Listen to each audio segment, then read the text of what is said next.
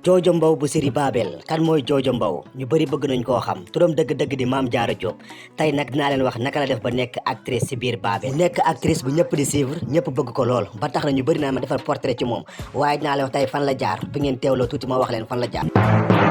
moom nag mi ngi juddoo fii nii ci diwaanu Sénégal Dakar moom Jojo nag depuis mu nekk xale affaire téléfilm mos a nekk ci xalam pratiquement comme star yu bëri mosuñoo xalaat que ne danañ jouer téléfilm moom nag doon na jàng ndax jàng na ba 3e waaye dakaa boole lii nga xam ne nag mooy milieu mannequinat moom Jojo mosul xalaat que ni dina mës a nekk actrice ndax loolu mosu koo nekk ci xelam mu jigéen nag ci la bàyyi lii nga xam mooy jàng dem continuer bu baax a baax ci milieu mannequinat bi mu nekk ci milieu mannequinat bi nag maanaam di ko doxal normalement mu am ci fulla ak fayda lool ñëpp nawoon ko ci mu nekkoon benn xale bu rafetoon lool jamono jooju sax mi ngi nekkoon ndaw gën see tuuti waaye ñëpp ko respecté woon parce que Jojo dafa amoon benn dégagement bu muy dégagé maanaam fulla moo nekkoon ci moom ak fayda ba mot sëkk.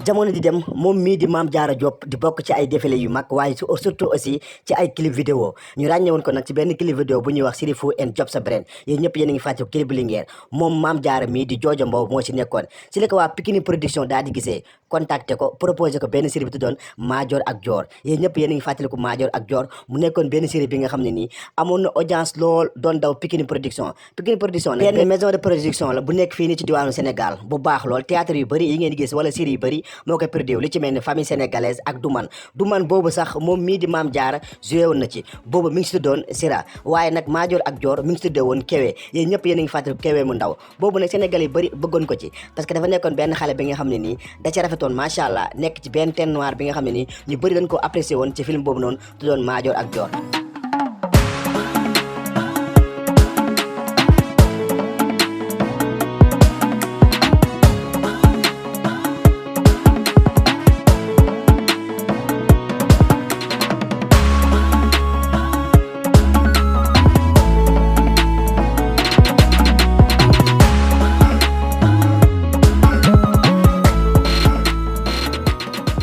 ñu dem benn jamono nag mu bàyyi lii jëm si wàllu série maanaam mu def benn pause daal di concert bu baax a baax ci li nga xam mooy sëyam jamono di dox mu bokkaat ci beneen casting bu ñuy wax série Babel nag sénégalais yi bëri ci lañ gën a ràññee mu nekk benn série bi nga xam ne dafa am audience lool ndax série bi day am ay 2 millions de vues moom Jojo nag mu daal di si ñëw intervenir si benn rôle bi nga xam ne nii maanaam deuxième dame lay doon waaye deuxième dame bu féroce deuxième dame bi nga xam ne nii lépp lu mu bëgg rek pour moom war na ko mën a am mu joué rôle bi nag normalement ba ñëpp nag ñii bañ ko ci ñii bëgg ko ci waaye terewul nag rôle bi mi ngi koy interprété bu baax a baax ndax moom mii di Jojo Mbow série am na fu mu ko yóbbu waaye moom tamit am na fu mu àggale série bi bu baax a baax moom mii nag nekk nag femme battante ba tax na sax am na benn boutique bi nga xam ne ni dafay jaay lépp li nga xam ne ni da ngeen koo soxla wala ngeen bëgg ko moom nag Sénégal yi bëri bëgg nañ ko ndax jekkaayam ak rafetaayam macha allah tey nag Mame Diarra la kon nag fii la ñuy yem ak yéen ñu leen di wax ni bu leen fàtte abonné te bës cloche de notification bi te ngeen wax ñu ci commentaire yi yéen artiste ak yéen star ngeen bëgg ñu indil leen seeni jaar-jaar kon nag fii la ñuy yem ak yéen ba beneen yoon ak Authentique Pro.